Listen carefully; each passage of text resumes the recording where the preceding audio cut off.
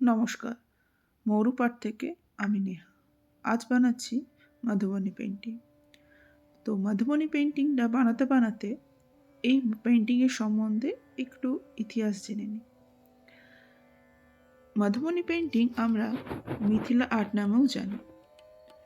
এই শিল্পকলা ভারতবর্ষের বিহার জেলার মধুবনী নামক একটি জায়গা থেকে উৎপত্তি হয়েছে। তাই এই জায়গার নামানুসারে এই চিত্রকলার নাম হয় মধুবনী পেন্টিং। ভারতবর্ষ ছাড়াও নেপালের কিছু কিছু জায়গায় এই চিত্রকলা দেখা যায়। কথিত আছে যে রামায়ণের যুগ থেকে এই চিত্রকলার সূচনা হয়।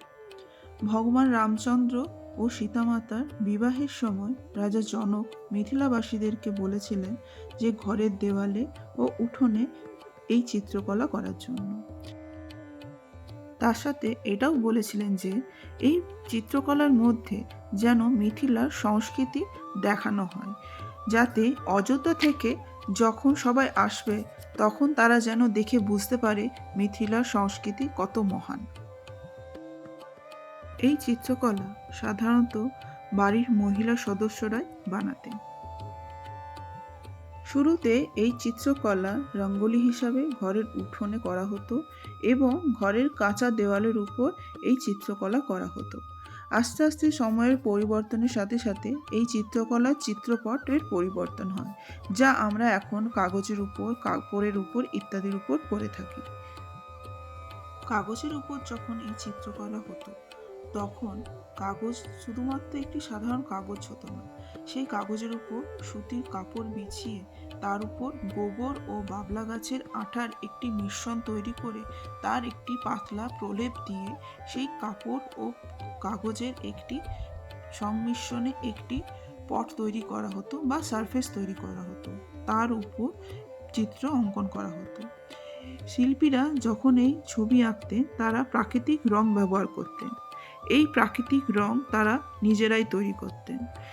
গাছের পাতা, ফুল, মাটি, পাথর ইত্যাদি থেকে রং তৈরি করতেন। এই মধুবনী পেন্টিং আমরা দেখি খুব উজ্জ্বল হয়। এইখানে যে রং ব্যবহার হয় তা হলো লাল, সবুজ, নীল, কালো ইত্যাদি, এবং হালকা কালার হিসেবে হলুদ, গোলাপি এই রঙের ব্যবহার হয়। শিল্পীরা এই চিত্রকলা তৈরি করার সময় নিজস্ব আঙুল, গাছের ডাল, দেশলাই কাঠি ইত্যাদি ব্যবহার করত।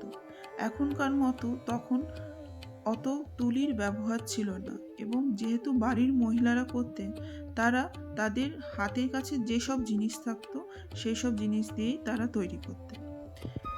এই পেন্টিংয়ে সাধারণত যে বিষয়বস্তু উপর থাকে তা হলো অনুষ্ঠান, বিয়ে, হোলি, কালী পুজো, দুর্গা পুজো, ছট পুজো ইত্যাদি। এছাড়া আরও অনেক কিছুর উপরেই হয়, যেমন পশু, পাখি, মাছ, ফুল ইত্যাদি।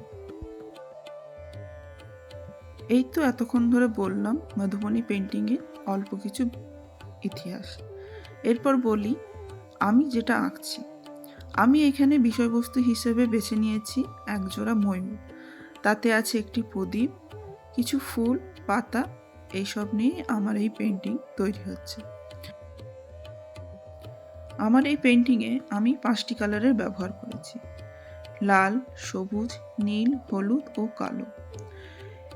কালো বাদে বাকি যে 4টি কালার আছে সেই কালার আমি অ্যাক্রিলিক কালার দিয়ে করেছি, এবং কালো রং হিসাবে আমি জেল পেন ইউজ করেছি, যা আমি পেন্টিংটির বর্ডার এবং ভিতরে ছোট ছোট মোটিভে ইউজ করেছি।